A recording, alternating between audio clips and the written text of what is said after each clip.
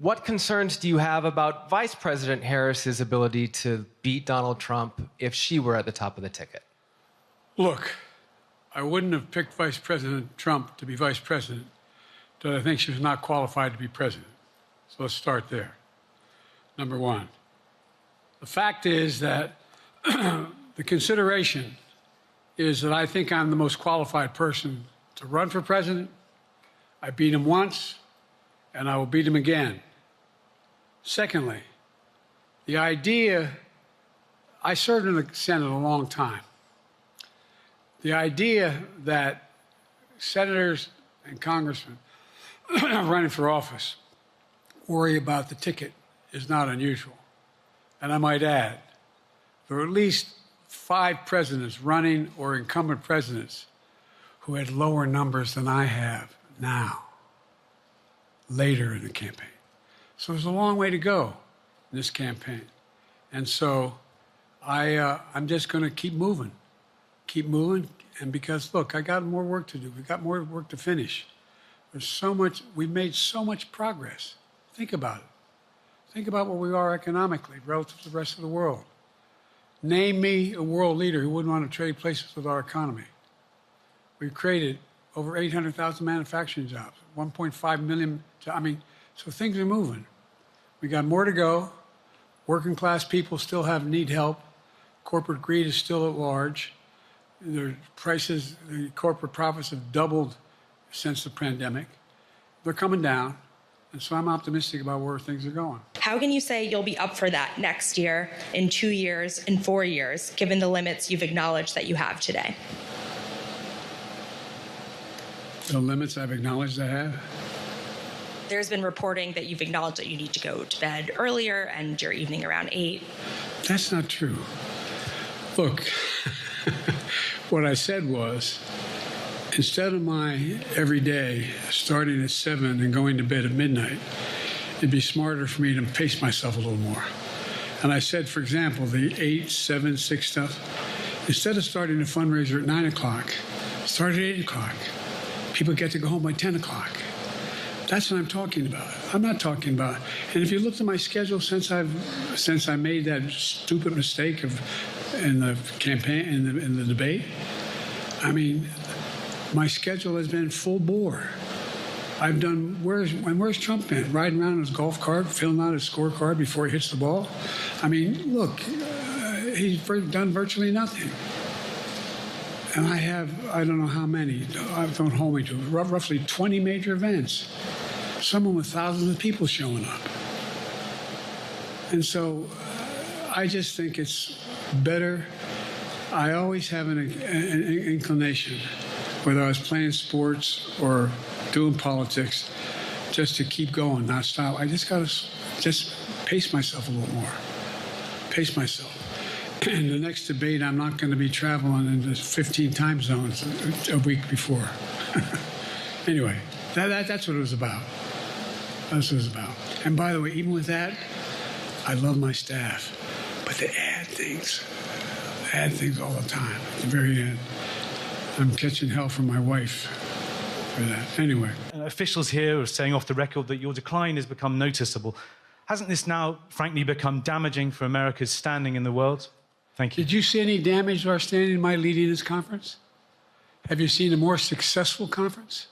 What do you think? And the Putin piece, I was talking about Putin, and I said, and now, at the very end, I said, here, I mean, Putin. I said, no, I'm sorry, Zelensky. And then I added 5 other names. Look, guys, the idea anybody suggests that we haven't had an incredibly successful conference. How many times did you hear in that conference, I don't know if it sounds too self-serving, but other leaders, heads of state, in thanking me, saying the reason we're together is because of Biden, because Biden did the following. Look, folks, this is, well, anyway, I thought it was the most successful conference I've attended in a long time, and find me a world leader who didn't think it was. I'm ready to deal with them now and 3 years from now. Look,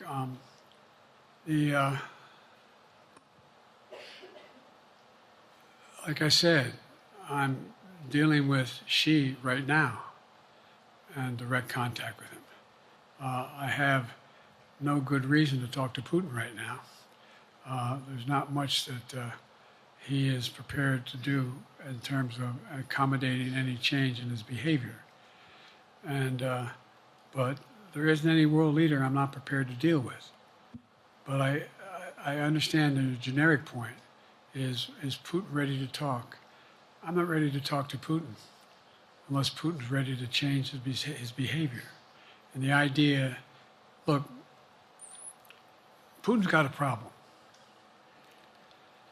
First of all, in this war that he is supposedly have won, and by the way, I think, don't hold me to the exact number, but I think that Russia had 17.3% of Ukraine that they conquered. Now it's 17.4.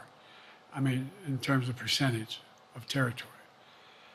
They've not been very successful.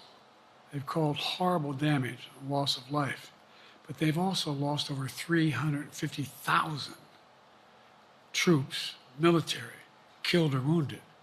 They have over 1 million people, particularly young people with technical capability, leaving Russia because they see no future there. They've got a problem. But what they do have control of is they are very good at controlling and running the public outcry that relates to how they use mechanisms to communicate with people. They lie like hell through the constituencies. They lie like hell about what's going on.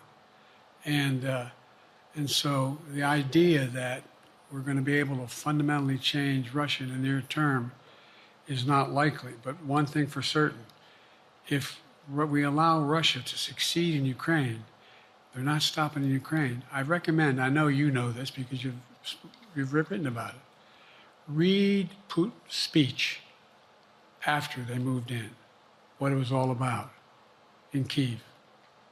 It wasn't about just, anyway, read what his objective is. And anyway, but so I think that I'm prepared to talk to any leader who wants to talk, including if Putin called me and wanted to talk. Are you fully determined on running in November as the party's nominee? I'm determined on running, but I think it's important that I allay fears by let them see me out there. Let me see them out, for the longest time it was, Biden's not prepared to sit with us unscripted. Biden's not prepared to, anyway. And so what I'm doing is, and I've been doing, I think we've done over 20 major events from Wisconsin to North Carolina to demonstrate that I'm going out in the areas where we think we can win, where we can persuade people to move our way, or people are already there. And then look, the other thing is, we have the most extensive campaign organization of anybody's had in a long, long time. We have well over 1,000 volunteers knocking on doors, making phone calls, making tens of thousands of phone calls. We have headquarters, I forget exactly how many, I don't want to cite a number and then find out I'm off, but we have scores of headquarters in all the toss-up states. We're organized, we're moving, and that's awful hard to replace in the near term.